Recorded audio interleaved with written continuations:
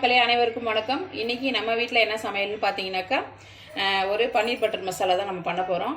அதுக்கு கடாய் வச்சுட்டு ஒரு 2 ஸ்பூன் ஆயில் போட்டுக்கிட்டேன். எண்ணெய் சூடாகட்டும்.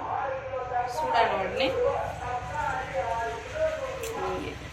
பாருங்கள், 2 பட்டை, 2 லவங்கம், 2 ஏலக்காய், ஒரு பிரிஞ்சி இலை, ஒரு 1/2 ஸ்பூன் சோம்பு சேர்த்துக்கிறேன்.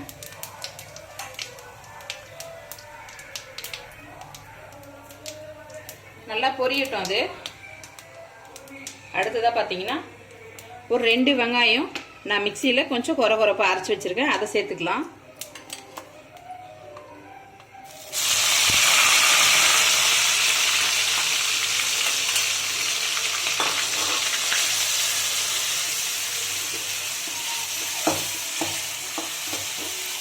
ரொம்ப சூப்பராக இருக்கும் இது. இதை நீங்கள் வந்து நான் சொல்கிற அளவுகளோடு நீங்கள் உங்கள் வீட்டில் வந்து ட்ரை பண்ணி பாருங்கள். நம்ம வெங்காயம் நல்லா பொன்னிறமாக நல்லா வதங்கிட்டோம்.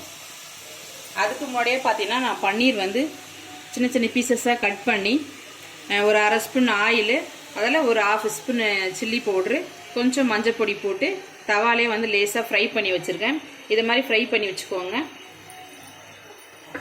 வெங்காயம் வந்து நல்லா வதங்கட்டும். இப்போ பார்த்தீங்கன்னா வெங்காயம் நல்லா வதங்கிடுச்சு பாருங்கள். நல்லா ஒரு கோல்டு கலரை நல்லா வதங்கிடுச்சு. இந்த ஸ்டேஜில் 1 ஸ்பூன் அளவு இஞ்சி பூண்டு பேஸ்ட்டு சேர்த்துக்கலாம். கொஞ்சம் ஒரு பரட்டிக்கலாம். அடுத்ததாக ஒரு மீடியம் சைஸ் 3 தக்காளியை நான் பேஸ்ட்டாக பண்ணி வச்சுருக்கேன். இதை இப்போ இது கூட நம்ம சேர்த்துக்கலாம். நல்லா ஒரு முறை நல்லா கலக்கி விட்டுக்கோங்க.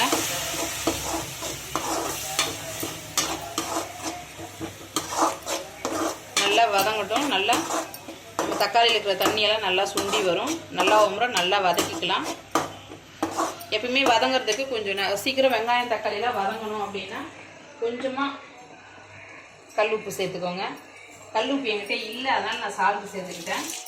நீங்கள் கல் உப்பு சேர்த்துக்கோங்க. இப்போ சீக்கிரமாக உங்களுக்கு நல்லா வதங்கி வரும்.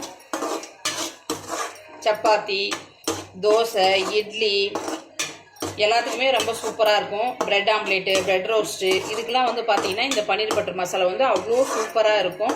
நீங்கள் ஒரு முறை ட்ரை பண்ணி பாருங்கள், ரொம்ப சூப்பராக இருக்கும். அதுக்குள்ளே நம்ம ஒரு மசாலா ரெடி பண்ணிடலாம். நான் மசாலா ஆல்ரெடி நான் அரைச்சி வச்சுட்டேன்.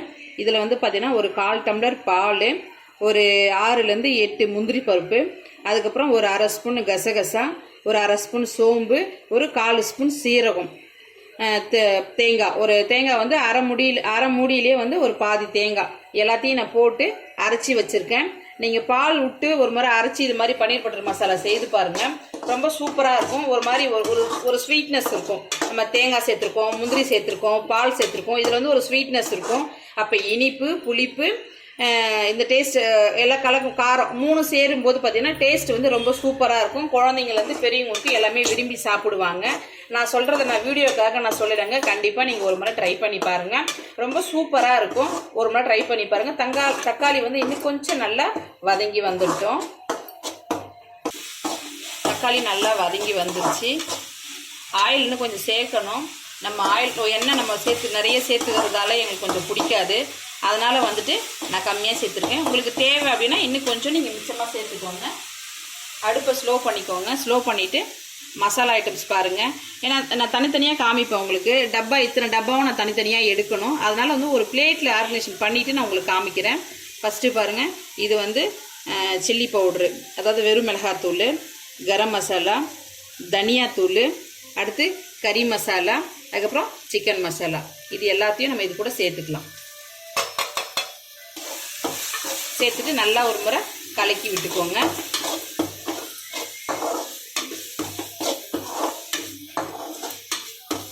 நீங்கள் என்ன வேணாலும் நீங்கள் சேர்த்துக்கலாம், உங்களுக்கு தேவை தான். நம்ம எந்த அளவுக்கு எண்ணெயை நம்ம உடம்புக்கு சேர்த்துக்கிறோமோ அந்த அளவுக்கு உடம்புக்கு ரொம்ப கெடுதல் தாங்க. அதனால் நம்ம ஆயில் வந்து நம்ம கம்மியாகவே சேர்த்துக்கலாம்.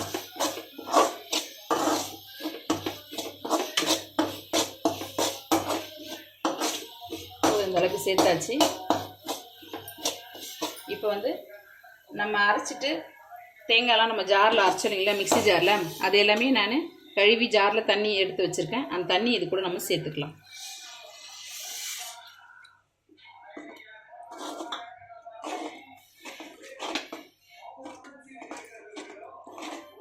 இப்போ நம்ம அரைச்ச மசாலா, நம்ம தேங்காய், முந்திரி பருப்பு, கசகசா, சோம்பு, சீரகம் எல்லாம் சொன்னோம் இல்லைங்களா, அதை இது கூட இப்போ நான் அந்த ஸ்டேஜில் அடுப்பு இப்போ ஃபாஸ்ட்டாக வச்சுக்கலாம். இப்போ அந்த மசாலாவை இது கூட நான் சேர்த்துக்கிறேன்.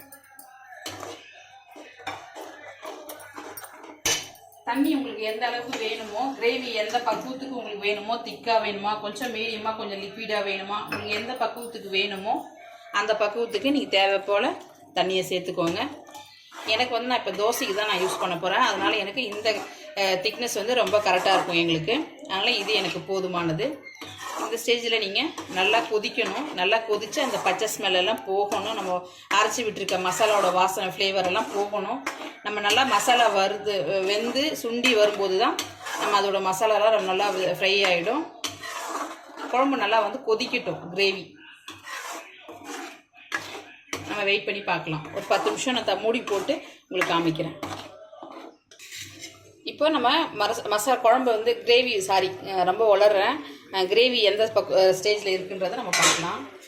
பாருங்கள், எனக்கு கரெக்டான பக்குவத்துக்கு வந்திருக்கு. தோசை, சப்பாத்தி எல்லாத்துக்குமே ரொம்ப கரெக்டாக இருக்கும். இந்த மாதிரி நீங்கள் ரைஸ்க்கும், வெரைட்டி ரைஸ்க்கு, மஷ்ரூம் பிரியாணி, பன்னீர் பிரியாணிலாம் நீங்கள் பண்ணும்போது இந்த மாதிரி ஒரு கிரேவி வச்சு நீங்கள் சாப்பிட்டு பாருங்கள். ரொம்ப சூப்பராக இருக்கும். ஓகே, எனக்கு இது ஓகே. இந்த ஸ்டேஜில் நான் மசாலா போட்டு பொரிச்சு வச்ச பன்னீரை இது கூட நான் சேர்த்துக்கிறேன்.